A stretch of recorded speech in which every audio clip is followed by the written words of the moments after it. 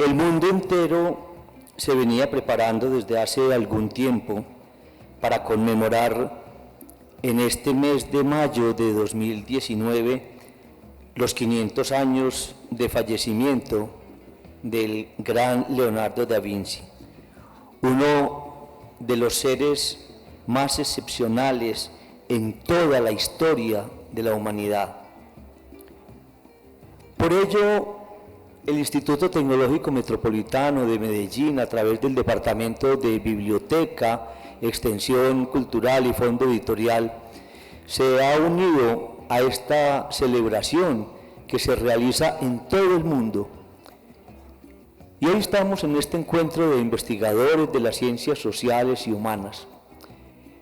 Y tenemos esta noche una invitada que nos hablará sobre Da Vinci, el hombre de ciencias y artes, de grandes inventos que hoy hacen parte de nuestra vida cotidiana y humana, un gran estudioso de innumerables conocimientos con los cuales muchas profesiones se nutren hoy y siguen aprendiendo de la capacidad visionaria de este hombre de ciencia. Acá está con nosotros y es un privilegio presentar a esta gran mujer, a quien conozco hace más de 2 décadas, una museóloga, crítica de arte de la Universidad Internacional de Arte de Florencia, Italia, curadora de arte, becaria del IPAC, de la Universidad de Buenos Aires, Argentina, especialista en periodismo urbano de la Universidad Pontificia Bolivariana de Medellín, especialista en estudios públicos de la Universidad EAFIT de nuestra ciudad. Lucrecia Piedradita es arquitecta de la Facultad de Arquitectura de la UPB, donde ha recibido mención de honor y reconocimiento por sus propuestas de diseño en los talleres de arquitectura. Su propuesta de grado es un edificio trabajado en arcillas cerámicas y se constituye como un barrio en altura. Este proyecto fue mención de honor en la UPB y la universidad lo envió arriba para ser considerado como el mejor proyecto de diseño en la categoría de trabajo de grado. Igualmente, ella es candidata a magíster en teoría crítica del Instituto de Estudios Críticos de México DF. Lucrecia Piedradita es fundadora y directora de Lucrecia Piedradita Estudio Arquitectura, Curaduría, Museografía, y ella forma parte del equipo de visionadores de Foto España. Es docente universitaria, columnista, conferenciante, becaria del Ministerio de Cultura y planteó en compañía del arquitecto Luis Callejas para el colegio la enseñanza, la intervención de la Casa Fundacional. Directora para Latinoamérica del libro de la Universidad de Chicago, De lo que no se puede hablar, el arte político de Doris Salcedo, escrito por Mieke Val y publicado por la Universidad Nacional de Colombia, sede de Medellín, y por Formacol.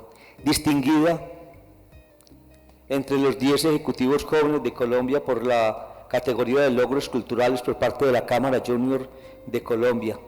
En diciembre del 2017 fue distinguida por el Consejo de Cultura del Poblado en la categoría de gestión cultural.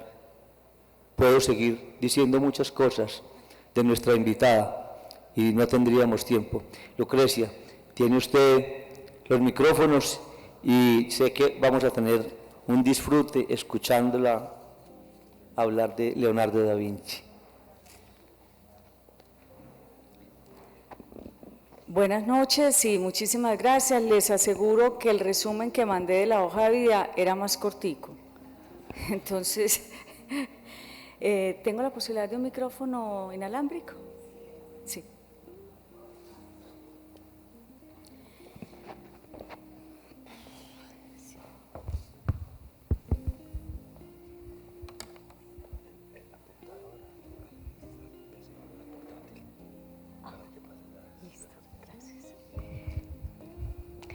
Yo vengo a compartirles hoy la experiencia que tengo no solamente como estudiante en una ciudad como Firenze, en Italia, la ciudad donde pasaría gran parte de su vida Leonardo da Vinci, sino haber tenido la fortuna de profesores que son las puntas de diamante en el restauro internacional y que han tenido la responsabilidad de restaurar, por ejemplo, la adoración de los Reyes Magos, que recientemente se ha dispuesto en Uffizi. Leonardo está hoy en el mundo unido a las plataformas internacionales de museos, de centros documentales, de bibliotecas, porque todos nos prestamos rápidamente a un ejercicio de reflexionar alrededor de la obra de este personaje. Soy la curadora de la Escuela de Verano de Bolivariana. Cuando llevo la propuesta a la Rectoría y a la Vicerrectoría aceptan que sea el tema de la Escuela de Verano. Así que a partir del 16 de julio de este año y durante 5 semanas vamos a tener una inmersión total en el pensamiento leonardesco. Un pensamiento que lo que hacemos es una revisión histórica de Leonardo, pero sobre todo pensarlo a futuro. Y por eso lo hemos planteado en 4 líneas temáticas. Ciudades del futuro, sabemos que Leonardo fue arquitecto que plantea las bases de la ciudad ideal. La ciudad ideal está resumida en calidad de espacio público para los ciudadanos, en 3 pisos por donde se movían las aguas negras, las aguas que debían proporcionar rápidamente evacuación de la ciudad para evitar, ustedes saben, pues muchísima mortandad por las pestes. Entonces Leonardo plantea una ciudad que tiene que ser limpia, es decir, estaba planteando un tema ecológico sin duda. Entonces en la línea de ciudades del futuro lo unimos al tema de la 4ª revolución industrial, hablamos de ciencia y tecnología para hablar de hiperrealidades. La 3ª línea es que hablamos de un modelo para líderes innovadores, vinculándolo exactamente con las economías naranjas, y por último hablamos del humanista para hablar de las revoluciones culturales y sociales a las que asistimos hoy en el siglo XXI. Entonces ese Leonardo que vamos a vivir en la Escuela de Verano, de la que todos ustedes están invitados, es porque hemos diseñado 3 momentos, y es la gran exposición Da Vinci 500, traemos del Museo Leonardo Tredi Milano muchísimos modelos leonardescos, modelos digitales, va a haber una experiencia de inmersión totalmente donde vamos a asistir al tema de hiperrealidades con la obra de Leonardo, traemos los modelos físicos y traemos, por ejemplo, la última cena en un trabajo bellísimo de lectura de cómo Leonardo plantea ahí, en el espacio en el que pinta la última cena, el tema de realidad aumentada. Va a ser una exposición que se va a realizar en el Polideportivo de Bolivariana. Yo soy la curadora y museógrafa encargada. Con un equipo de primera línea estamos diseñando una experiencia que esperamos que nunca se nos olvide, porque Leonardo siempre lo tendremos que celebrar. Entonces, quiero ser corta en el discurso, que muy pocas veces lo logro porque en realidad me emociona. Es aquí, ya, listo. Entonces, comencemos. ¿Sí se ve? Sí. Para hablar de Leonardo, pues sin duda nosotros tendríamos que referenciar el Homo Quadratus, que va a trabajar Leonardo a partir de la figura de Vitruvio, el arquitecto romano. Leonardo es importante porque va a conformar con Michelangelo Buonarroti y Rafael Sanzio, Rafael de Urbino, va a conformar la trilogía divina del Renacimiento. Leonardo es sin duda esa mente besada por Dios, que fue un hombre que en su cabeza, en su cerebro, tuvo la facultad de unir tantísimas disciplinas, pero sobre todo de ser su gran biógrafo, y yo lo defino así porque nadie más como él supo sentarse a escribir todos los días, a dibujar todos los días sus códices, que son las líneas de pensamiento, que en la puesta museográfica que vamos a ver en Bolivariana vamos a ver por qué ahí había casi un computador de cómo él conformaba y unía los textos y las imágenes. Leonardo va a entrar al mundo de la ciencia, de la experimentación, de la innovación, a través del contacto con la naturaleza. Leonardo es un hijo bastardo que nace en las afueras de Firenze, en una pequeñísima población que se llama Vinci, y es hijo de una campesina, Caterina, y su padre es un notario muy importante de Florencia. Rápidamente lo separan de su madre y Leonardo va a crecer alrededor del campo. Entonces, la primera escuela para Leonardo fue la naturaleza. Ese es el marco con el que él comprende el mundo, y sobre todo lo que vamos a ver es que Leonardo nos enseña a ver el mundo con otros ojos, ¿no?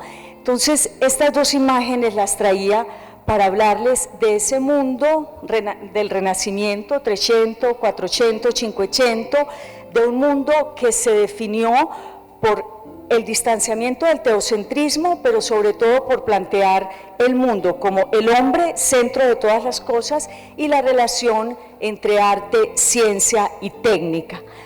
Este Homo Quadratus significa ese mundo en el que los matemáticos, geómetras estaban dados a la tarea de descubrir la perspectiva, un mundo de punto de fuga central, y lo comparo con una obra icónica del siglo XX que sigue vigente hoy con tantísima fuerza, de Marcel Duchamp, que es El Gran Vidrio, que rompe todos los paradigmas y tira al traste toda la academia, etcétera.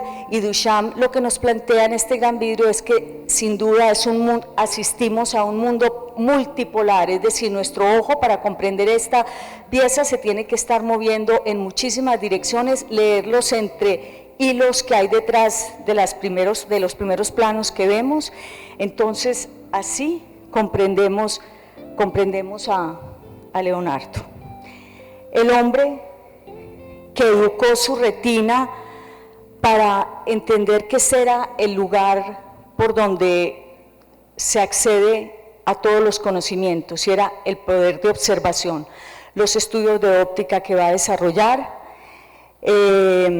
Leonardo se va a dedicar, como les decía, a pintar la naturaleza, no solamente el tema botánico, sino el tema del agua, que va a ser fundamental, pero no solamente porque era un diletante, no.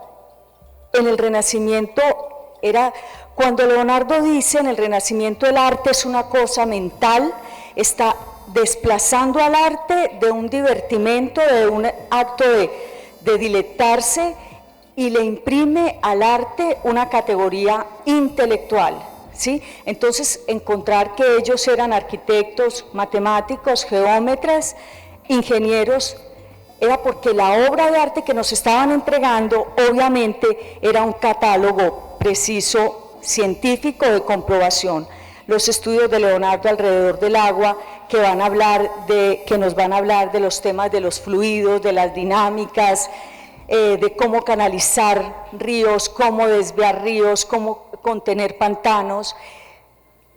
Su mirada ingenieril va a partir de esa mirada atenta a la naturaleza, a las aves, pero sobre todo al cuerpo humano.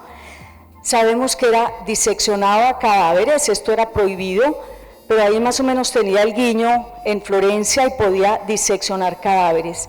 En las conferencias que vengo dando, invito varias veces al neurólogo Rodrigo Izaza, que es uno de los neurólogos más serios de acá, y él habla del cerebro creativo de Leonardo y explica con fotos cómo el ojo de Leonardo es una cámara, es un ojo lente, ¿sí? Es un ojo espiritual, como yo lo llamo, porque la mirada de Leonardo era tan precisa sobre el cuerpo humano, señoras, señores, que tiene más fidelidad los dibujos leonardescos de la anatomía que el escáner que hoy tenemos en el siglo XXI, que además sabemos que la última tecnología de los escáneres se llaman los Leonardo. Entonces va a descubrir la belleza del cuerpo humano, cómo se mueve, cómo nos dejamos caer en la silla, cómo nos relacionamos, cómo nos movemos, a partir precisamente de ese análisis de huesos, de tendones, de cómo era esta máquina nuestra perfecta para poder pensar en los diseños que luego nos entregaría. Miramos, por ejemplo, lástima que se nos distorsiona ya un poco el color, pero no importa. Estamos viendo los dibujos del corazón que ha hecho de la gestualidad. Leonardo va a proponer un ejercicio lúcido matemático sobre la perspectiva lineal. Ahí lo vemos en el fondo de la adoración Reyes Magos. Leonardo diseñó muchísimas máquinas. Yo aquí en esta introducción menciono algunas: el helicóptero, el carro de autopropulsión, todos ellos los vamos a tener aquí para la exposición. En ingeniería civil sabemos que trabajó tantísimas ideas y diseños de puentes, produjo el tema de la ciudad ideal, como lo estamos viendo ahí, hizo el trazado urbano para Firenze, para Milán, y obviamente Leonardo fue un hombre importantísimo de la geopolítica italiana. Cuando Cesare Borgia quiere invadir la Toscana, Florencia, porque eran estados italianos en lucha, le mandan a los Medici, que van a ser los mecenas iniciales de Leonardo, le mandan a Maquiavelo, y en el viaje César Borgia dice: no, yo necesito, porque he escuchado que en Florencia hay un personaje muy interesante y necesito, porque además era famoso por las cartografías precisas que hacía, logra disuadir que invada los Borgia a Florencia, va a diseñar el primer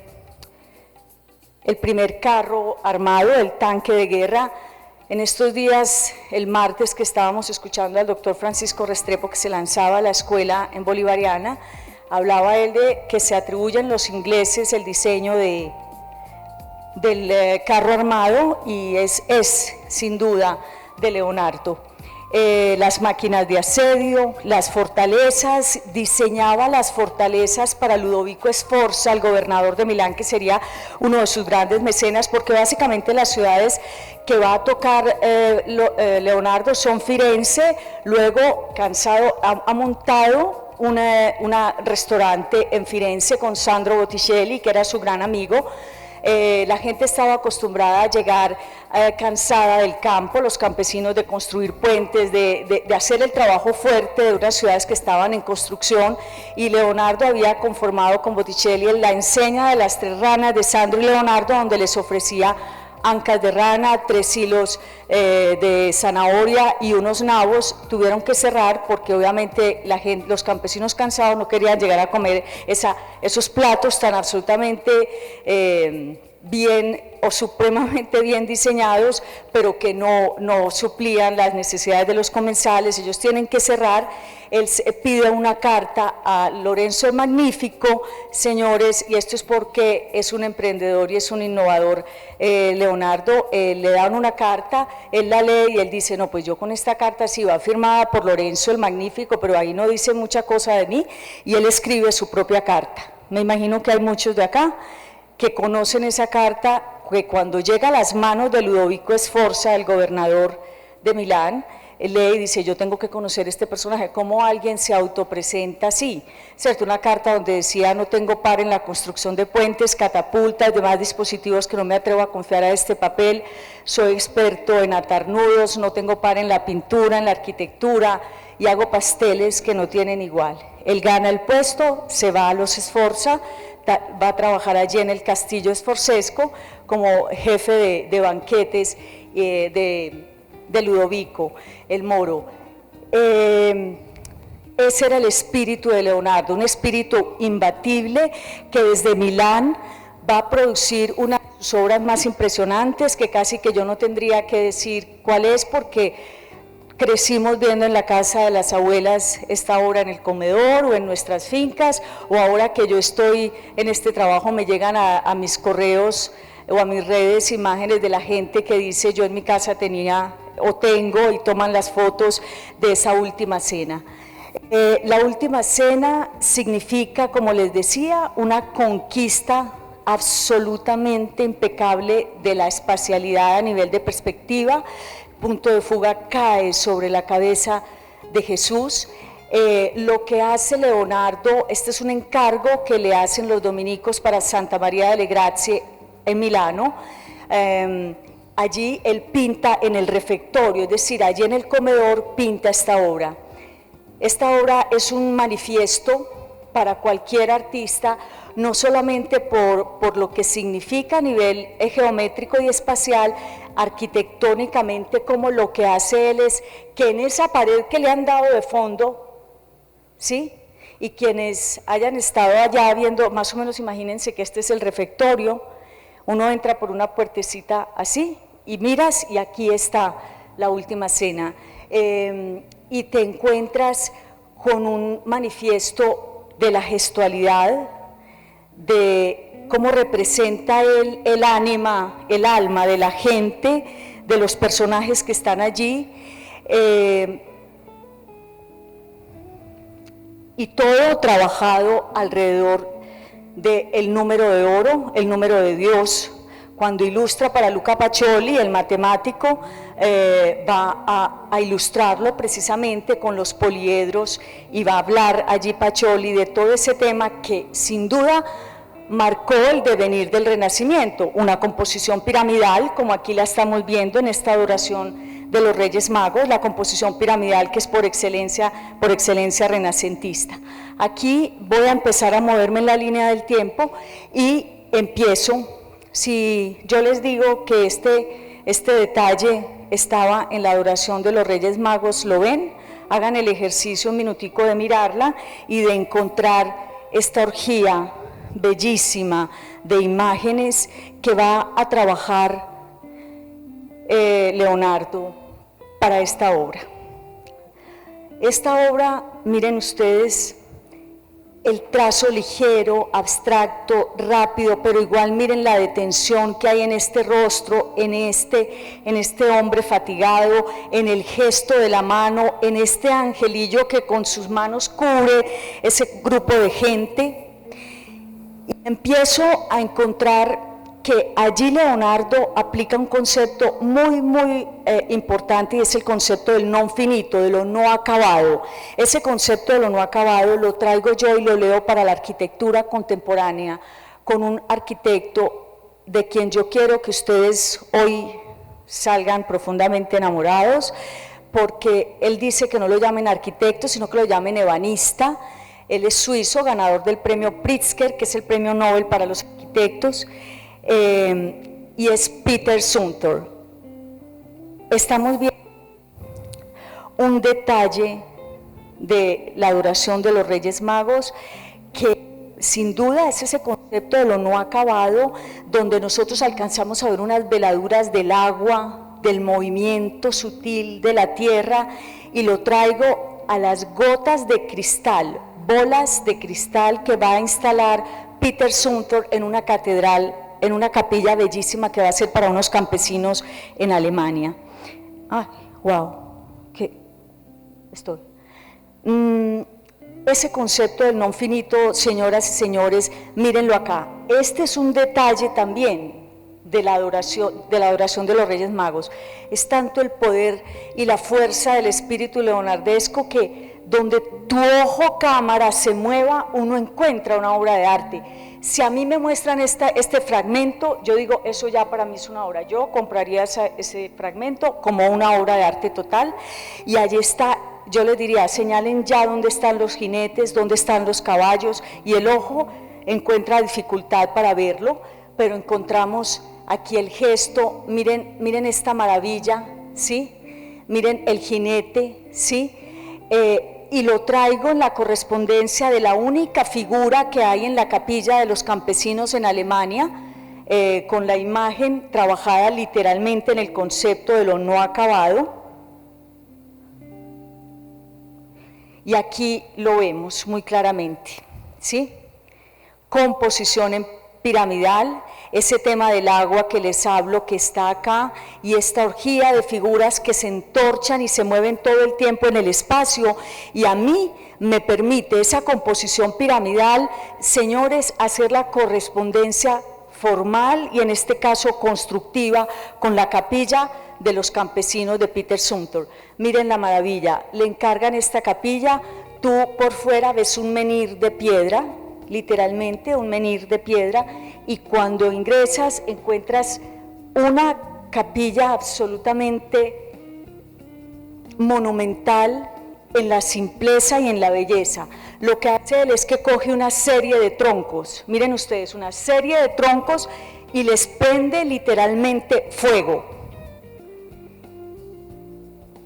Sin duda, esa composición piramidal va a ser característica de esa arquitectura de Sumter. Miren el menhir que les digo, y miren ustedes acá el interior de esa capilla, un interior donde él deja abierto el techo, es decir, la cúpula, por ahí no está cubierto nada, por ahí entra el sol, cae la lluvia, caen las hojas en las estaciones o las plumas de algún pájaro que llegara a pasar, y empiezan a aparecer estas gotas de agua que son las bolas de cristal que les he comentado, que lo que hace él es que en el encofrado, cuando está construyendo en el encofrado, entra esa gota de cristal, y así entra la luz en esa capilla. Entonces miren la belleza de esa luz cenital en ese óculo, que sin duda nos lleva a mirar pues el Panteón Romano, de donde Sumter también va a mirar, porque los grandes siempre reconocen la historia y van y lo miran. Pensar que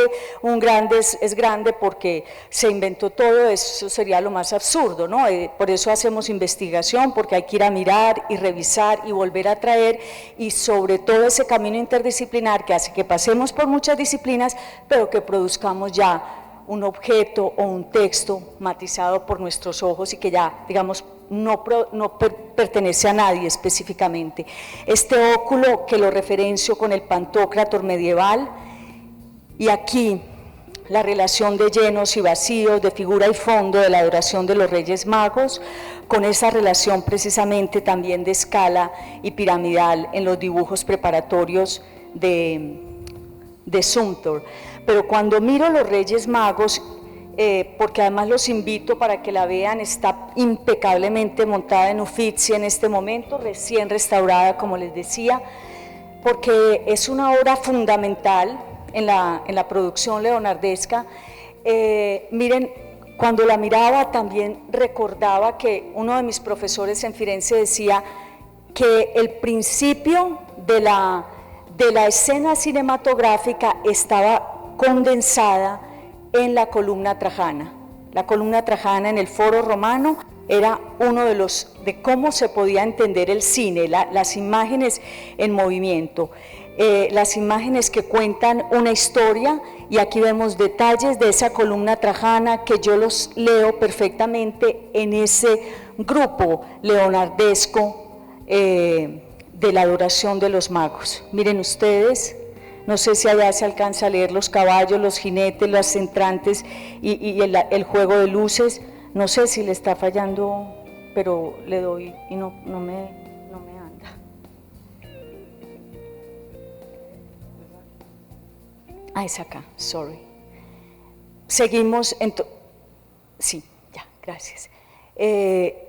Entonces uno encuentra ahí que está esa relación, además, de movimiento, de velocidad, de captura, de borrosidad, y ese concepto de memoria borrosa que es como nosotros podríamos hoy leer el non finito. Mírenlo aquí en la obra y mírenlo acá en la arquitectura de Sumter. Entonces, Lucrecia, ¿y por qué estas imágenes que aparecen literalmente, que salieran de las llamas en la pintura leonardesca, aparecen acá? Porque estamos seguros que todos hemos visto la madera arder o la madera quemada, y produce infinidad de colores, ¿sí?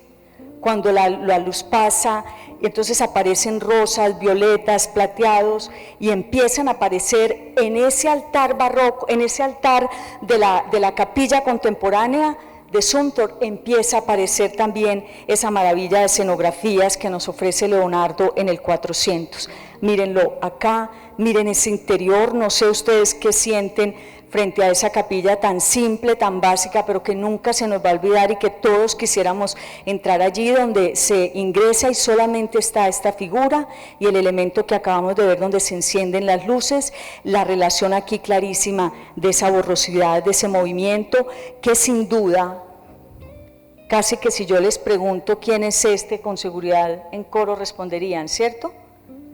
¿Quién es este personaje que hay acá? ¿De quién es? ¿De qué artista hablamos? ¿Alguno sabe? Yo estoy segura que sí saben. Pero el non finito, el primero que va a trabajar ese concepto de non finito va a ser Michelangelo Buonarroti, que va a ser el gran rival de Leonardo, ¿no?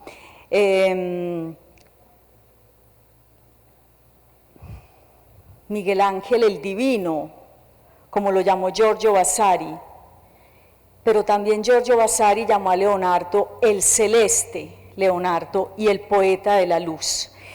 Ese concepto de lo non finito, mírenlo acá magistralmente trabajado por Miguel Ángel en esta Pietà di Rondanini, que casi que no necesitamos ver el resto del cuerpo para comprender que en ese trazo todavía abstracto nosotros vemos el dolor de la madre que llora, de ese non finito que nos ofrece el resultado de una obra casi abstracta, ¿no? En los esclavos michelangelescos, pero que también Miguel Ángel nos decía, desde la obra abstracta, porque no hay necesidad de verlo acabado totalmente, hasta en mi concepto, una de las obras que resume bellamente la sensualidad. Este esclavo del Louvre, que sin duda uno lo mira y dice, es el rictus de la belleza del cuerpo y de la sensualidad.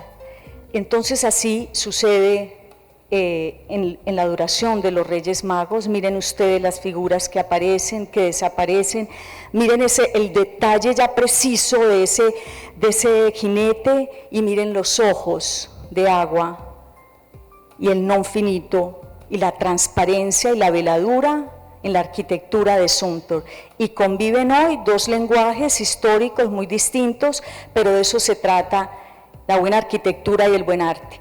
Leonardo, como les decía, no se sentaba a pintar horas sobre horas estos movimientos del agua o el desvío de ríos porque quería salir a pintar y no tenía programa, no. La belleza de Leonardo es que fue un estudiante incansable. Hasta el último día de su muerte, cuando muere literalmente en los brazos de Francisco I, Leonardo nos muestra que ese es el sentido de la vida, ¿no? En estar aprendiendo, buscando, el hombre que dibujó así, deteniéndose horas para mirar las aguas, cómo se movían, cómo incidía la luz, cómo eran las fuerzas y los fluidos que allí sucedían. Y esto es también Zumthor reinterpretando la historia, señoras y señores, en un catálogo de una retina absolutamente educada, ¿no? Y como el ejercicio que estamos haciendo es trabajar precisamente, como decía Heinrich Böllfin, es algo que debe ser aprendido, y eso es lo que estamos haciendo acá. Hablemos de la primera obra, una de las primeras obras de adolescencia de Leonardo, la Anunciación. Bueno, Sardino pintaba esto, ¿no? ¿Qué tenemos ahí? Tenemos la referencia a todo el estudio de la estatuaria y los objetos grecorromanos. Así miren el detalle del zoom que hacemos de cómo conviven la pintura, la bidimensionalidad, la tridimensionalidad y la perspectiva. Miren, señores, lo que hay al fondo pintado con un ojo calculado, microscópico, que sin duda nos va el tapiz que es en el que se apoya el ángel.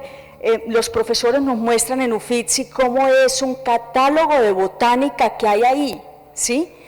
Miren ustedes ese fondo, y en ese fondo uno puede leer perfectamente a William Turner, la gloria de los ingleses. Podemos sin duda, aquí está Turner, es Leonardo, pero sin duda es el espejo en el que se miró William Turner, o en el que se miraría Mark Rothko, el artista de las posvanguardias del siglo XX. Leonardo, el hombre que dejó muy poco en pintura, pero que lo que nos dejó en pintura está clavado en el corazón nuestro, porque todos sabemos absolutamente de la existencia de la Última Cena, pero sobre todo de la rockstar de la historia del arte, que es la Gioconda, su adorada Mona Lisa. Aquí está pintando a la Dama del Armiño. La Dama del Armiño igualmente contenida en esa composición que les digo de pirámide. No hay ningún artilugio que nos desvíe la mirada de lo que había que concentrar en ella. Primero era la amante preferida de Ludovico el Moro, es decir, el jefe de Leonardo, había que pintarla bien. Y luego es esa dulzura de ese rostro, ¿sí?, a la fuerza de la mano que hay en el armiño, de la mano de ella que se funde con la del armiño, con el animal, o con la vela ferroniere, en esa fuerza y ese carácter y esa templanza, hasta llegar para mí, tal vez una de las obras preferidas de Leonardo, el cartón preparatorio de Santa Ana, la Virgen y el Niño. Este cartón está en la National Gallery, sabemos que después hizo la pintura, pero para mí está lejos este cartón preparatorio. Señor, yo casi que si yo les dijera nos vamos mirando esta obra, ustedes podrían decirme nuevamente el tipo de composición que tiene, pero miren, señores, el rostro de Santa Ana, que parece un rostro que no pertenece a este plano terrenal, es casi espectral ella, la dulzura de la Virgen, pero sobre todo donde Leonardo empieza a sacar el tema de la tercera dimensión. Y cuando les digo tercera dimensión, miren las rodillas que se salen literalmente de ese plano. O cuando él llega a estudiar a Firenze, va a estudiar al taller, a la bottega del Verrocchio. El Verrocchio era la estrella de los profesores allá, y le encargan el bautismo de Cristo. Entonces el maestro con tantísimos encargos le dice un día: ya regreso, pero usted se va a encargar de terminar de pintarme lo que falta, el ángel. Creo que allí vi una dama que dijo el ángel, sí. Y cuando lo pinta, llega el Verrocchio y se queda sin aire, el pulso se le altera y le dice: ya no tienes nada que hacer acá, has superado a tu maestro. Y Leonardo nos ha entregado el movimiento del agua en los cabellos del ángel, el escorzo que no estaba trabajado en ese momento. Pues miren ustedes el escorzo forzado que tiene el San Juan Bautista, una pintura que uno diría seca, frente a esta morbideza de este ángel, de esa sensualidad de los paños, para luego pintar por encargo de Francesco del Giocondo, el banquero fiorentino, su gran dama, la Gioconda. La obra que no devuelve nunca. Cuando muere, a él le encuentran su adorada Mona Lisa, el San Juan Evangelista, sus cuadernos obviamente, y la caja negra. La caja negra, recuerden ustedes, era la caja que había diseñado Leonardo para sacar los filos de la pasta de los espagueti. La pasta había estado en Italia desde Marco Polo, que la había traído de la China, pero Leonardo hace la maquinita que hoy existe en todas las casas italianas, donde se mete, como digamos, las hojas grandes con las que hacemos la lasaña, y ahí salen esos hilos. Leonardo pensó la buena mesa, pero no solo porque ahorita cuando estaba aquí, el chef, que me encanta además, Leonardo pensaba que el ser culto era también saber comer y saber de modales. Teníamos que, sentarnos a la mesa era un acto de altísima cultura, y él decía: es tan equiparable cuando me tengo que sentar a escuchar las conversaciones de tipo político que tienen mis jefes políticos, mis mecenas. Es decir, comer era una cosa absolutamente sagrada.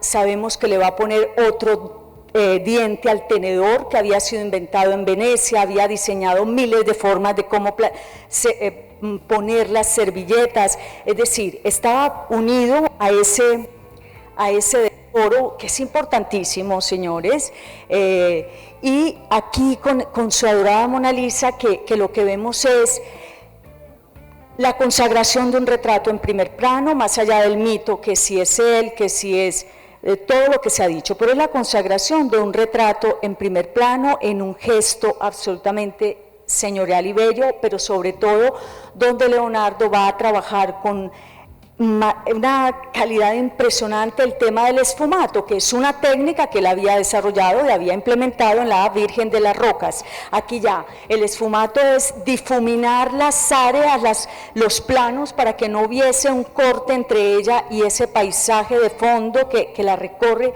sino que viésemos como si fueran las 4 de la tarde y nosotros estamos ahí sentados para mirarla, ¿no?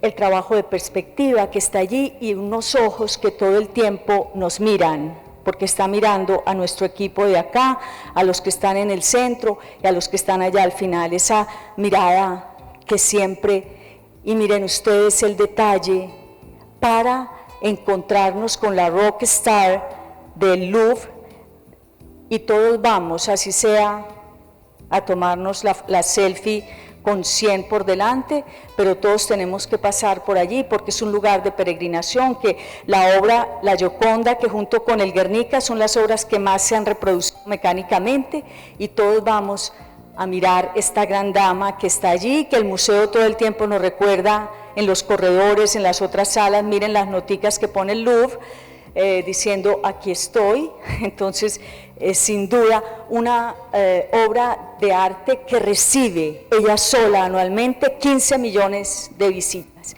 y entonces ha pintado esta maravilla de ángel que respira solo, el de la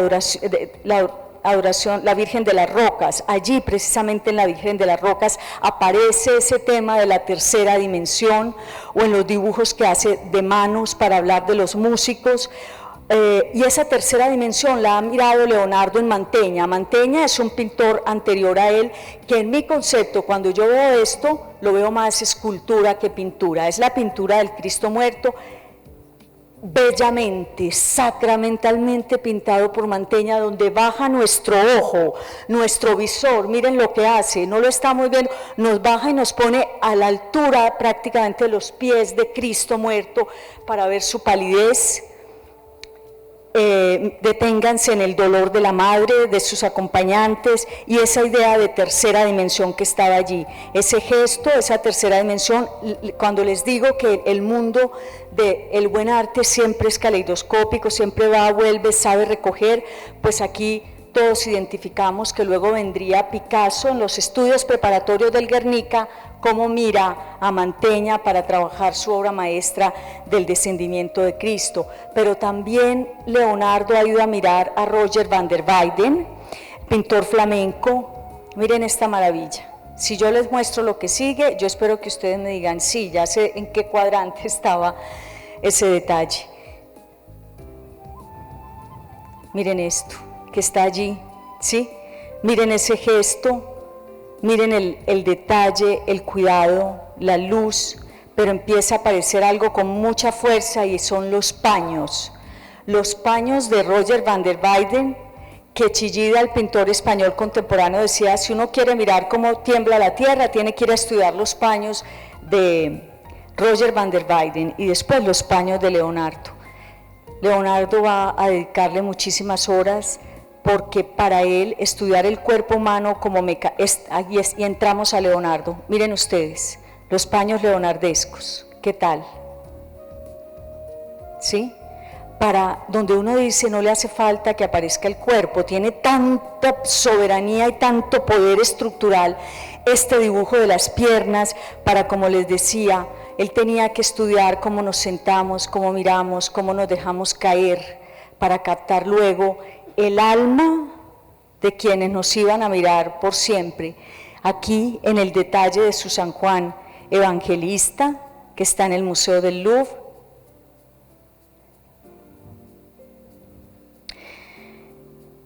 Y es ella, entonces, ese decálogo que vamos a encontrar en la exposición. aquí entro ya de cierre a explicarles de qué se va a tratar la exposición. Traemos del Museo Leonardo III una experiencia interactiva. Vamos a diseñar unos hipercubos donde ustedes van a poder entrar o van a poder montarse en bicicletas con las gafas y literalmente adentrarse en la ciudad ideal de Leonardo, tener la sensación del vuelo, que fue la obsesión de él. Por eso diseñó el paracaídas, por eso traemos el ala de vuelo, traemos el águila mecánica. Para los niños traemos un programa grandísimo, porque el alma de Leonardo siempre fue esa, ¿no? Fresca, como la mirada de un niño, la realidad virtual de la última cena que vamos a traer, varios modelos del ala de vuelo, de lo que sería el principio de la aviación. Traemos el león mecánico.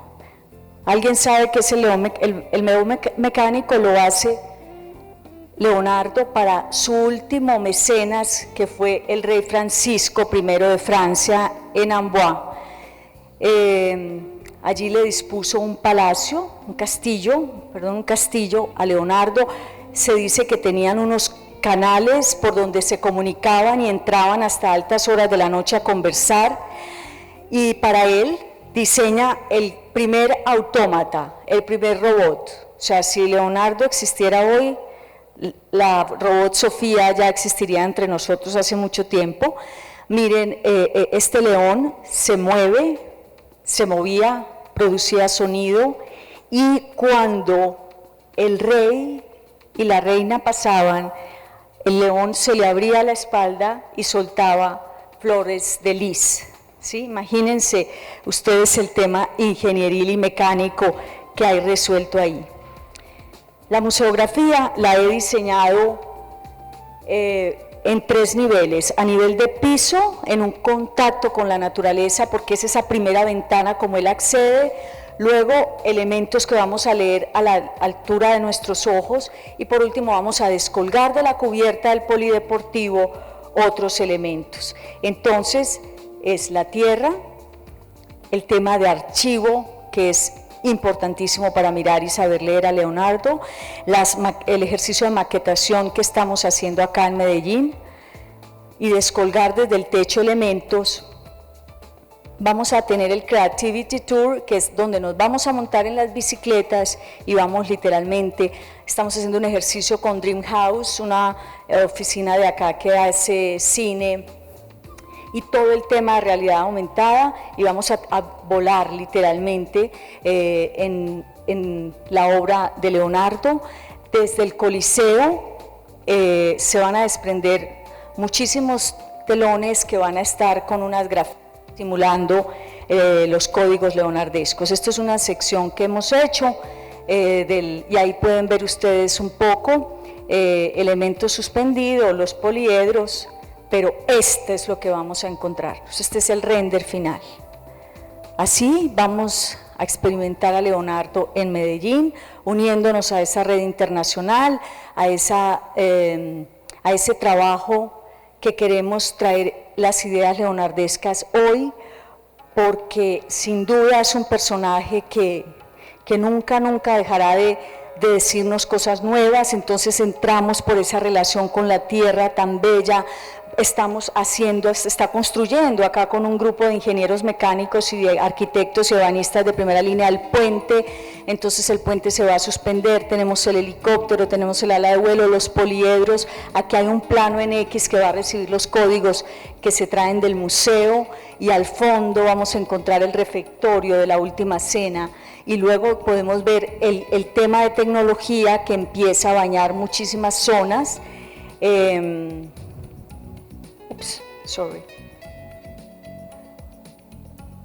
Y será esto, esa experiencia que me da tantísimo gusto que haya recibido yo la invitación por parte de Silvia, en nombre de todo el ITM, para compartir hoy con ustedes por qué es importante pensar en este personaje de ciencia, de arte, de técnica, pero sobre todo de ese hombre que sin duda representa esa ecuación de arte, ciencia y técnica y que hoy está permeado por las ciudades, por el tema de tecnología. Jorge, por favor. Y para cerrar, les doy muchísimas gracias, espero verlos allá. Si tienen algunas dudas, está la página web de la universidad ya con el tema de Leonardo. Quiero dejarlos con este recorrido de este cortísimo video, pero que allí espero verlos yo a ustedes.